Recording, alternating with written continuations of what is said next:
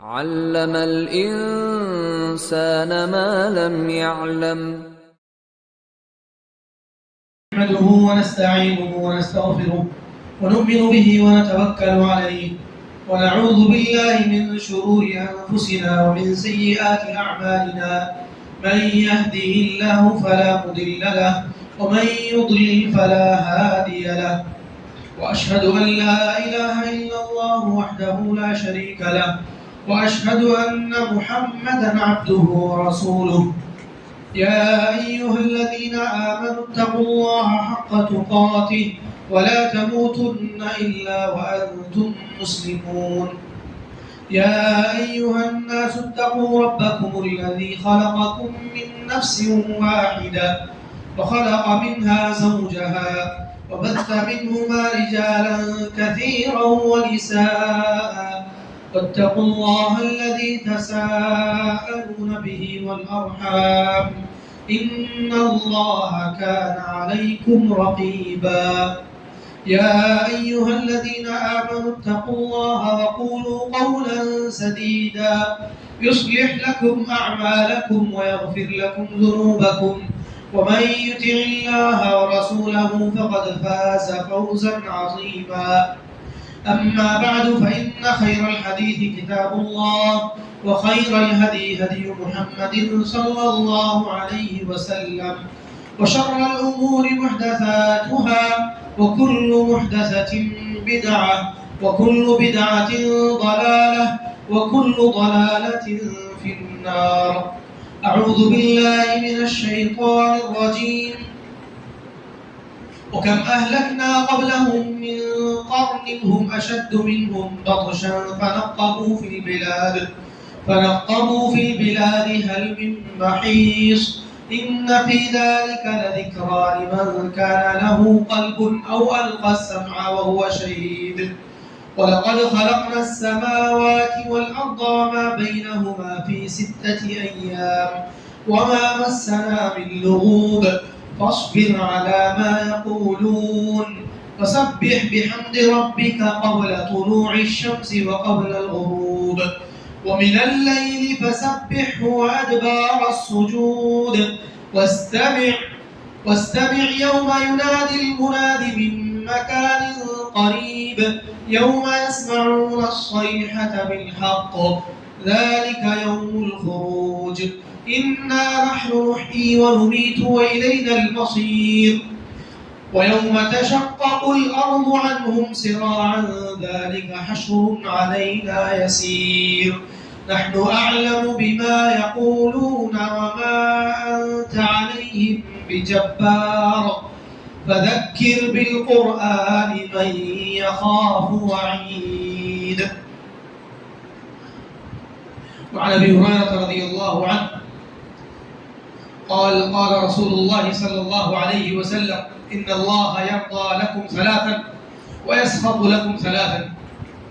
يرضى لكم أن تعبدوه ولا تشركوا به شيئا، وأن تعتصموا بحبل الله جميعا ولا تفرقوا. ويسخط لكم قيل وقال وكثرة السؤال وإضاعة المال. رواه مسلم. برادران اسلام، پردہ-نشین اسلامی ماں اور بہنوں اور پیارے بچوں، ہر قسم کی حمد و ثنا اللہ رب الجلال کے لیے ہے جو زندگی اور موت کا مالک ہے۔ موت و حیات کو اس نے اسی لیے پیدا کیا تاکہ وہ ہمیں آزمائے کہ ہم میں سب سے بہترین عمل کرنے والا کون ہے۔ بے انتہا درود و سلام نازل ہو تمام انبیاء کرام پر، اللہ تعالیٰ کی بے پایہ رحمتیں اور برکتیں نازل ہوں، بالخصوص ہمارے پیارے پیغمبر خاتم النبیین سید المرسلین امام الانبیاء شافع محشر ساقی کوثر جناب محمد صلی اللہ علیہ وسلم کی ذات گرامی پر، جنہوں نے ہمیں ہماری زندگی کا مقصد بتایا، اللہ تعالیٰ کی بندگی کا طریقہ بتایا، اور زندگی میں اعمال کی، عمل صالح، عمل خیر کی، اعمال خیر کی رہنمائی کی۔ کوئی خیر نہیں جس کی رہنمائی آپ نے نہ کی ہو، اور کوئی شر نہیں جس سے تنبیہ آپ نے نہ کی ہو۔ اللہ تبارک و تعالی کا جو حق رسالت آپ کو دیا گیا تھا، جو مقصد دیا گیا تھا اس مقصد کو آپ نے پورا کیا، اس رسالت کو آپ نے مکمل کیا، امانت کو پورا ادا کیا۔ اللہ تبارک و تعالیٰ کی راہ میں جیسے جہاد کرنا تھا ویسے آپ نے جہاد کیا۔ اللہ تبارک و تعالیٰ ہم سب کی جانب سے نبی علیہ السلام کو بہترین بدلہ عطا فرمائے، آپ کے آل و اصحاب پر اللہ تعالیٰ کی رحمتیں نازل ہوں۔ اللہ تبارک و تعالیٰ ان سے راضی ہوا، وہ اللہ تبارک و تعالیٰ سے راضی ہوئی۔ نبی علیہ السلام کے بعد حضرات صحابہ کرام نے اور صحابیات نے جو خدمتیں، جو جدوجہد، جو جانثاری، جو جانفشانی اسلام کے لیے، دین کے لیے کی ہے، اللہ تعالیٰ سے دعا ہے کہ اللہ تبارک و تعالیٰ ہمیں بھی اس دین کے لیے قربانیاں دینے کی توفیق بخشے، طاقت عطا فرمائے، اور اس دین کے پیغام کو، اس دین کی حقانیت کو، اس کی سچائی کو اور اس کے دلائل اور برہان کو دوسروں تک پہنچانے کی توفیق عطا فرمائے۔ برادران اسلام، آج کا خطبہ جمعہ اسلام کی آزادی کے بارے میں جو فکر ہے اس کے سلسلے میں ہے کہ اللہ تبارک و تعالیٰ نے بندوں کو جو پیدا کیا ہے وہ آزاد پیدا کیا ہے، کہ اللہ اور اس طریقے سے آزاد کہ وہ نہ کسی پیر و مرشد کے، نہ کسی پروہت و پنڈت کے، اور نہ ہی کسی وہ چودھری یا سردار کے غلام ہوتے ہیں، بلکہ اللہ تبارک و تعالیٰ نے سب کو ایک سو بنا کر کے پیدا کیا ہے، جیسا کہ اللہ تعالیٰ حدیث قدسی میں کہتے ہیں کہ انی خلقت عبادی کلہم حنفاء، کہ جو ہے میں نے اپنے سارے بندوں کو حنیف پیدا کیا ہے، ایک سو پیدا کیا ہے، یعنی سبھی کے سبھی اللہ تبارک و تعالیٰ کی عبادت اور اللہ تعالیٰ کی عبادت کے ساتھ ہی پیدا ہوتے ہیں۔ اس کو فطرت بھی کہا گیا کہ کل مولود یولد علی الفطرہ، کہ ہر بچہ فطرت اسلام پر پیدا ہوتا ہے۔ اللہ تعالیٰ نے کہا کہ اس کے بعد شیطان ان کے پاس آئے، فَأَتَتْهُمُ الشَّيَاطِينُ فَاجْتَالَتْهُمْ، شیطان آ کر کے ان کو حجاب کرتے ہیں، پھر ان کے لیے وہ چیزیں حلال کرتے ہیں جو چیزیں میں نے حرام کی تھی، اور جو چیزیں میں نے حرام کی ہیں وہ چیزیں ان کے لیے حلال کرتی ہیں، یعنی حرام چیزوں کو ان کے لیے حلال باور کراتے ہیں اور حلال چیزوں کو حرام باور کراتے ہیں۔ تو یہ بات کا مسئلہ ہے، لیکن بندے اللہ تبارک و تعالیٰ کے جتنے بھی ہیں وہ سب آزاد پیدا ہوتے ہیں۔ اسلام کا جو آزادی کا تصور ہے وہ عام آزادی کے تصور سے الگ ہے۔ ہماری جو آزادی کے بارے میں سوچ ہے لوگوں کی، وہ غلامی کے مقابلے میں ہے۔ غلامی کے مقابلے میں آزادی کو لیا جاتا ہے کہ غلام جیسا کہ وہ کسی ایک طاقت کا، سپر پاور کا غلام ہوتا ہے، یا کسی سردار آقا کا غلام ہوتا ہے، اس کے مقابلے میں آزادی کا تصور لیا جاتا ہے۔ اور اسلام کی جو فکر ہے وہ یہ کہ بندہ آزاد ہو معبودان باطلہ سے، آزاد ہو باپ دادا کے رسم و رواج سے، آزاد ہو وہ کسی انسانی قانون اور فکر کے، آزاد ہو وہ اپنی خواہشات سے۔ یعنی تین چیزیں ہیں، ایک نفسانی خواہشات، تو آدمی نفسانی خواہشات کو تابع کرے اللہ تبارک و تعالیٰ کے۔ دوسرا ہے اعضاء اور جوارح، اعضاء اور جوارح کو فرما بردار کرے اللہ تبارک و تعالیٰ کے احکام اور شریعت کے۔ اور تیسرا ہے قانون اور ضابطے، قانون اور ضابطے میں وہ اپنے آپ کو تابع کرے، فرما بردار کرے اللہ تبارک و تعالیٰ کے۔ اور اسی کو اللہ تبارک و تعالیٰ نے قرآن مجید میں کہا کہ وَلَقَدْ بَعَثْنَا فِي كُلِّ أُمَّةٍ رَسُولًا أَنِ اعْبُدُوا اللَّهَ وَاجْتَنِبُوا الطَّاغُوتَ، کہ جو ہے ہم نے ہر امت میں ایک رسول کو بھیجا کہ تم اللہ کی عبادت کرو اور طاغوت سے بچو۔ تو آدمی دلی طور پر توکل، رضا، رجا، خوف اور اسی طریقے سے انابت، یہ سب اللہ کے لیے کرے، تو دل کی عبادت کو اس نے پابند کیا اللہ تعالیٰ۔ دوسرا بدنی عبادت ہے، نماز ہے، روزہ ہے، مالی عبادت زکوٰۃ ہے، بدنی مالی عبادت حج ہے، یہ سب میں وہ پابند ہو اللہ تبارک و تعالیٰ کے اور اللہ کی عبادت کرے۔ ضابطے اور قانون کے اعتبار سے وَلِكُلٍّ جَعَلْنَا مِنكُمْ شِرْعَةً وَمِنْهَاجًا، اور کہا کہ جو ہے اِنَّا أَنزَلْنَا إِلَيْكَ الْكِتَابَ بِالْحَقِّ لتحكم بين الناس بما أراك الله، اور کہا کہ آپ کی طرف ہم نے جو کتاب نازل کی ہے حق کے ساتھ نازل کی ہے تاکہ آپ لوگوں کے درمیان فیصلہ کریں جو اللہ تعالیٰ نے آپ کو دکھایا ہے اس کے مطابق، اور کہا کہ جو ہے انا جعلناک علی شریعۃ من الامر فاتبعها، کہ جو ہے ہم نے آپ کو ایک شریعت پر، ایک قانون پر، ایک ضابطے پر بنایا ہے، آپ اس کی پیروی کیجیے۔ ولا تتبع اهواء الذين لا يعلمون، جن لوگوں کو علم نہیں ہے ان کے خواہشات کی پیروی نہ کیجیے۔ اسی طریقے سے بندہ آزاد ہے اپنی فطری طور پر جو ضرورتیں ہیں ان ضرورتوں کو پورا کرنے کے بارے میں، بات کرنے کے بارے میں، بولنے کے بارے میں، چلنے پھرنے کے بارے میں، تو یہ ایک آزادی کا تصور ہے۔ اور جو تصور آج کے زمانے میں آزادی کا لیا جاتا ہے وہ یا تو غلامی کے مقابلے میں ہے یا تو خواہشات کے مقابلے میں ہے۔ وہ اس طریقے سے کہ ایک آدمی خواہشات کے بارے میں، اسی طریقے سے غلامی کے بارے میں، اور اسی طریقے سے قانون اور ضابطوں کے بارے میں وہ دین سے، اسلام سے، اللہ کی عبادت سے آزاد ہو۔ یہ آزادی کا جو تصور ہے اس کو اللہ تبارک و تعالی شرک قرار دیتے ہیں کہ ایک آدمی آزاد ہو، کس سے؟ کہ آزاد ہو وہ کسی قانون اور ضابطے سے آزاد ہو جائے، وہ قانون ہو اللہ تعالیٰ کی یعنی کہ بندگی کا، اللہ کی بندگی اور اللہ کی عبادت سے آزاد ہو جائے، قرآن کے مقابلے میں، رسول کے مقابلے میں، وحی اور ہدایت کے مقابلے میں آزاد ہو جائے، تو یہ خواہشات نفس کو خدا بنا لینا ہے۔ اور اللہ تبارک و تعالیٰ نے باقاعدہ اس کے لیے وہی جملہ استعمال کیا ہے کہ کہا اللہ تعالیٰ نے افرأیت من اتخذ الہہ ہواہ وأضله الله على علم وختم على سمعه وقلبه وجعل على بصره غشاوة ومن يهديه من بعد الله أفلا تذكرون، کیا آپ نے اس شخص کو دیکھا جس نے اپنی خواہشات کو خدا بنا لیا، جس نے اپنی خواہشات کو خدا بنا لیا، علم کے باوجود اللہ تعالیٰ نے اس کو گمراہ کر دیا، اور اس کے کانوں پر، اس کی آنکھوں پر اللہ تعالیٰ نے مہر لگا دی، اور اس کی آنکھ پر اللہ تعالیٰ نے پردہ ڈال دیا، اس کی آنکھ پر اللہ تبارک و تعالیٰ نے پردہ ڈال دیا۔ فمن یہدیہ من بعد اللہ، اب اللہ کے بعد کون اس کو ہدایت دے گا؟ کیا تم نصیحت حاصل نہیں کرتے؟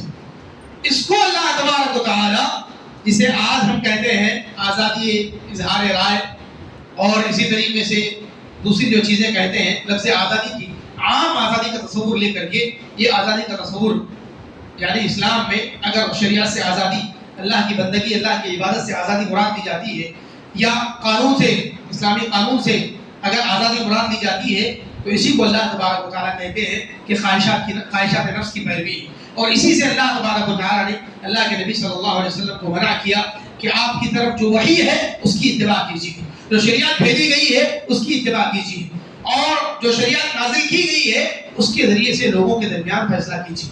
اگر ایسا نہ کرے اسی کو اللہ تبارک و تعالیٰ نے کہا کہ یہ طاغوت کی پیروی ہے۔ اللہ تعالیٰ نے کہا أَلَمْ تَرَ إِلَى الَّذِينَ يَزْعُمُونَ أَنَّهُمْ آمَنُوا بِمَا أُنزِلَ إِلَيْكَ وَمَا أُنزِلَ مِن قَبْلِكَ يُرِيدُونَ أَن يَتَحَاكَمُوا إِلَى الطَّاغُوتِ وَقَدْ أُمِرُوا أَن يَكْفُرُوا بِهِ وَيُرِيدُ الشَّيْطَانُ أَن يُضِلَّهُمْ ضَلَالًا بَعِيدًا۔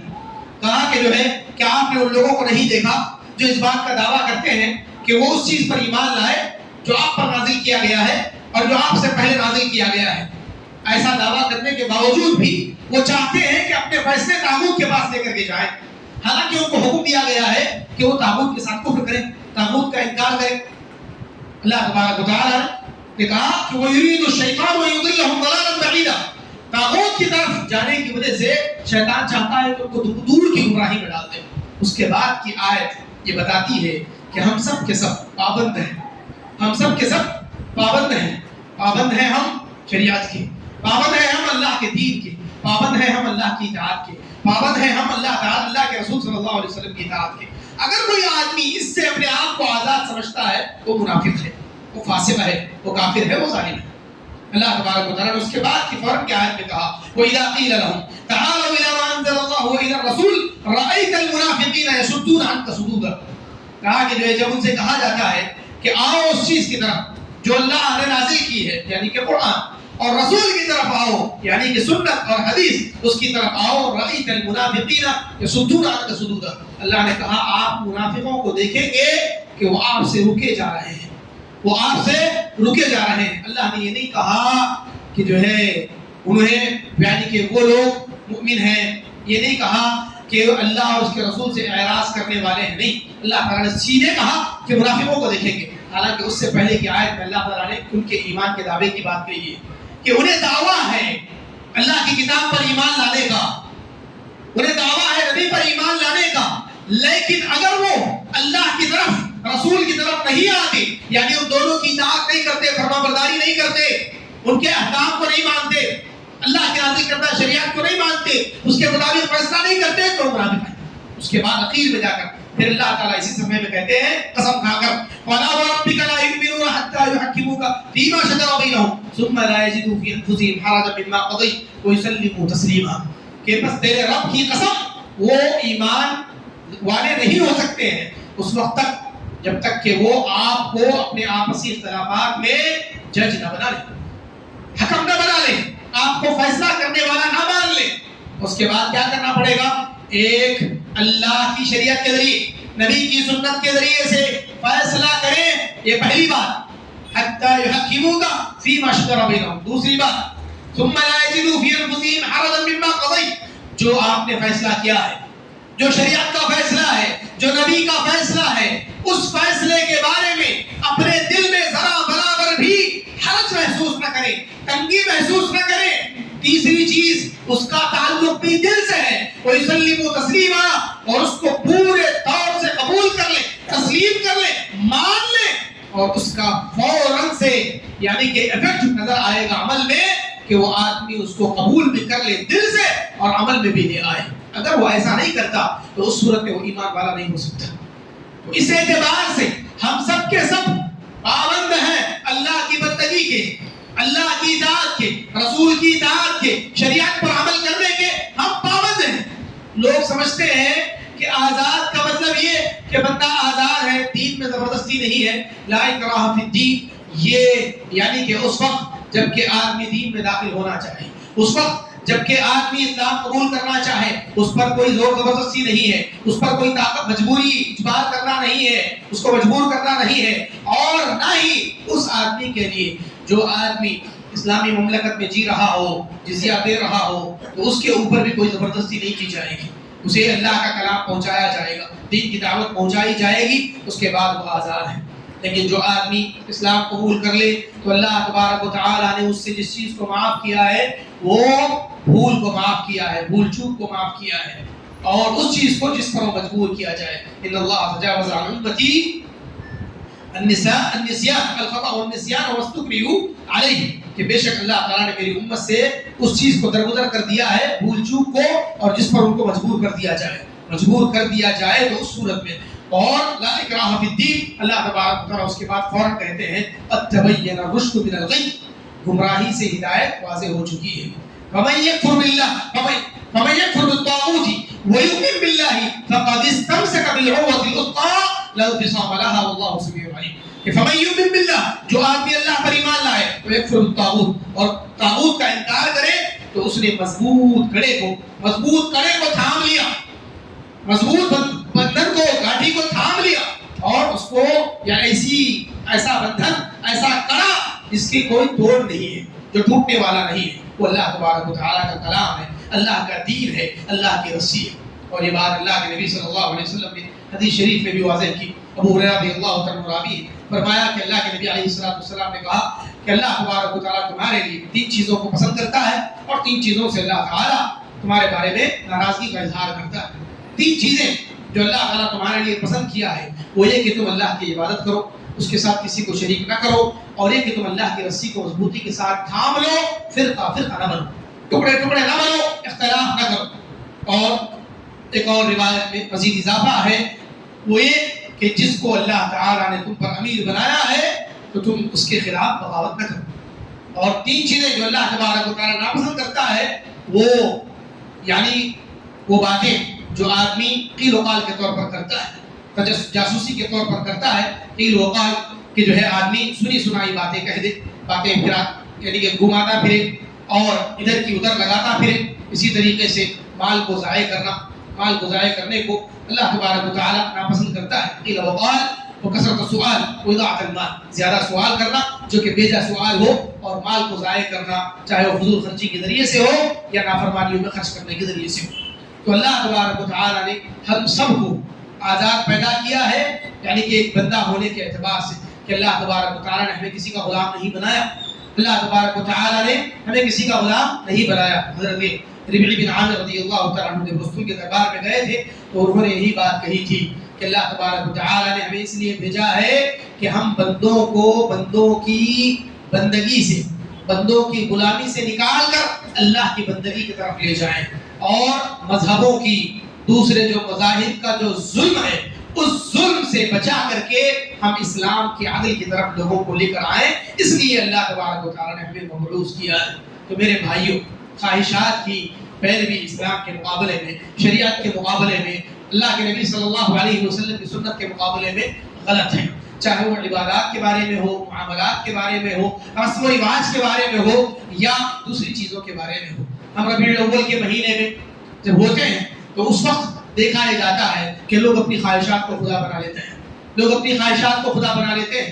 کوئی اور اس کے علاوہ کے مہینوں میں بھی جو رسم و رواج اور جو بدعتیں لوگ اختیار کیے ہوئے ہیں، اور ان بدعتوں کو ثابت کرنے کے لیے ایڑی چوٹی کا زور لگاتے ہیں، جس پر اللہ کی کتاب سے کوئی دلیل نہیں، نبی کی سنت سے کوئی دلیل نہیں، صحابہ کے عمل سے کوئی دلیل نہیں، تابعین کے عمل سے کوئی دلیل نہیں، ائمہ کرام سے کوئی دلیل نہیں، اور اس عمل کو ثابت کرنے کے لیے وہ کہاں سے باتیں لے کر کے آتے ہیں۔ یہ سب خواہشات کی پیروی کرنا ہے، کیونکہ اللہ تبارک و تعالیٰ سب خواہشات کی پیروی کرنا ہے، خواہشات کو خدا بنانا ہے۔ نبی صلی اللہ علیہ وسلم کے قول کے مقابلے میں، سنت کے مقابلے میں اپنے باپ دادا کے رسم و رواج کو مقدم رکھنا ہے، اپنی خواہشات کو ترجیح دینا ہے، اور اسی طریقے سے لوگوں کو گمراہ کرنا ہے، لوگوں کو گمراہ کرنا ہے۔ ایسی گمراہی سے بچنا ہر آدمی کا فرض ہے کہ آدمی بچے جہاں تک ہو سکے، کیونکہ وہ آزاد ہے سوچ کے بارے میں، فکر کے بارے میں، تحقیق کے بارے میں، علم حاصل کرنے کے بارے میں، حق کو قبول کرنے کے بارے میں، باطل کو ٹھکرانے کے بارے میں، اور اللہ تبارک و تعالیٰ کی عبادت کی طرف آنے کے بارے میں، اور طاغوت کے انکار کرنے کے بارے میں وہ آزاد ہے۔ اپنی اس آزادی کا حقیقی طور پر وہ فائدہ اٹھائے۔ اور ملک کی آزادی کی اگر بات کی جائے تو ملک آزاد ہے، اور ملک کی آزادی نعمت ہے، اور ملک کے جو ملک اپنے اندر آزادی رکھتے ہیں تو وہ امن و سلامتی ایسے ملکوں میں بہت زیادہ اہم ہوتی ہے۔ حقوق کی ادائیگی، قانون پر عمل، اور اسی طریقے سے عدل اور انصاف کا برتاؤ، اور اسی طریقے سے وہ چیزیں جو ملک کی سلامتی کے لیے خطرہ ہیں، ایسی چیزوں سے اپنے آپ کو بچانا، یہ چیزیں بہت ضروری ہوتی ہیں کہ ایک آدمی اللہ تبارک و تعالیٰ کی زمین میں اللہ تعالیٰ کی عبادت کر رہا ہے، اس کے لیے ضروری امن و سلامتی ہے، اس کے لیے ضروری عدل و انصاف ہے، اس کے لیے ضروری حقوق کی فراہمی ہے، اس کے لیے ضروری ضروریات زندگی کو فراہم کرنا ہے۔ ان چیزوں کے بغیر کوئی بھی ملک، نہ ملک کے شہری آگے بڑھ سکتے ہیں، نہ اپنے ملک کے لیے کچھ پیش کر سکتے ہیں۔ اس لیے ملک کے امن و امان کے لیے، امن و سلامتی کے لیے جو چیزیں معاون اور مددگار ہوتی ہیں، ان چیزوں کو اختیار کیا جائے، اور وہ چیزیں جو ملک کی امن و امان کے لیے، سلامتی کے لیے خطرہ ہے، ایسی چیزوں سے بچا جائے۔ آدمی کو چاہیے کہ اللہ تبارک و تعالیٰ نے جو اسے ایسے ملک میں، جس ملک میں کہ اس کو آزادی، دین کی آزادی ہے، نماز کی آزادی ہے، عبادت کی آزادی، دوسری عبادتوں کو بجا لانے کی آزادی ہے، علم حاصل کرنے کی آزادی ہے، علم کو پھیلانے کی آزادی ہے، اپنے مذہب پر عمل کرنے کی آزادی ہے۔ یہ ساری چیزیں اگر آزادی کے تصور میں لی جائیں تاکہ اللہ کے دین پر عمل کیا جائے، تاکہ اللہ کی عبادت کی جائے، تاکہ اللہ کے رسول صلی اللہ علیہ وسلم کی سنتوں پر عمل آوری ہو تو صحیح ہے۔ اور اگر اس کو اس صورت میں لیا جائے کہ آدمی قانون سے آزاد ہے، شریعت سے آزاد ہے، اللہ کے حکم سے آزاد ہے، تو یہ آزادی اللہ تعالیٰ نہیں چاہتے ہیں، اور ایسی آزادی اللہ تبارک و تعالیٰ نے نہیں دی ہے، بلکہ اللہ تبارک و تعالیٰ نے ہم سب کو پابند بنایا ہے۔ اللہ تبارک و تعالیٰ پابند بنایا ہے بندگی کا، پابند بنایا ہے اطاعت اور فرمانبرداری کا، پابند بنایا ہے عبادت کا۔ وما خلقت الجن والانس الا ليعبدون ما اريد منهم من رزق وما اريد ان يطعمون ان الله هو الرزاق ذو القوة المتين۔ کہ اللہ تبارک و تعالیٰ نے جنوں اور انسانوں کو عبادت کے لیے پیدا کیا، کھانا دینا اللہ کی ذمہ داری ہے۔ اللہ تعالیٰ رزاق ہے، قوت والا ہے، طاقت والا ہے۔ اللہ تعالیٰ سے دعا ہے کہ اللہ تبارک و تعالیٰ ہمیں ہماری زندگی کے مقصد بندگی کو کما حق ادا کرنے کی توفیق بخشے. اللہ تبارک و تعالی ہمیں دین کے بارے میں، اسلام کے بارے میں، اسلامی شریعت کے بارے میں صحیح علم عطا فرمائے، اس علم کے مطابق عمل کی توفیق عطا فرمائے. اللہ تعالیٰ سے دعا ہے کہ اللہ تبارک و تعالی ہمیں دین اسلام پر، توحید و سنت پر استقامت عطا فرمائے. اللہ تبارک و تعالی ہمیں اور ہمارے اولاد کو شرک اور بت پرستی سے بچائے. اللہ تبارک و تعالی ہمارے دلوں میں اللہ کی، اپنے رسول کی، اپنے صحابہ کی محبت ڈال دے. ان کے بارے میں اللہ تعالی ہمارے دلوں میں کوئی کینہ کپٹ نہ رکھے. اللہ تعالیٰ سے دعا ہے کہ ان میں سے جو بیمار ہیں انہیں شفا کاملہ عاجلہ نصیب فرمائے. جو بے روزگار ہیں اللہ ان کو روزگار نصیب فرمائے. جو قرض دار ہیں اللہ تعالیٰ ان کے قرضوں کو چکا دے. جو بن بیائی بیٹی بہنیں ہیں اللہ تعالیٰ ان کے لیے نیک رشتوں کا انتظام فرمائے. اللہ تعالیٰ ہمارے نوجوانوں کو نیک توفیق عطا فرمائے، نیک عادتوں، نیک صحبتیں اللہ تبارک و تعالیٰ اس کا پابند بنائے. بری صحبتوں اور بری عادتوں سے رکھی ہماری حفاظت فرمائے. اللہ تبارک و تعالیٰ سے دعا ہے کہ جو بھی اولاد ہیں اپنے فضل سے اللہ تعالیٰ کو صاحب اولاد بنائے، نیک اولاد نصیب فرمائے. جن کی اولاد ہے اللہ تبارک و تعالیٰ کے اولاد کو متقی پرہیزگار بنائے، نمازی روزگار بنائے. اللہ تبارک و تعالیٰ انہیں نیک بنا کر ان کے والدین کی آنکھوں کو ٹھنڈک پہنچائے. اور اللہ تبارک و تعالیٰ جن کے والدین باحیات ہیں ان کی عمروں میں برکت عطا فرمائے. اور جن کے والدین توحید و سنت پر گزر گئے اللہ ان کی مغفرت فرمائے، ان کے درجات کو بلند فرمائے. اللہ تبارک و تعالیٰ مسجدوں کو آباد کرنے والوں کو شاد رکھے، آباد رکھے. آمین. اقول قولی هذا واستغفر الله لي ولكم ولسائر المسلمين من كل ذنب فاستغفروه انه كان للأوابين غفورا.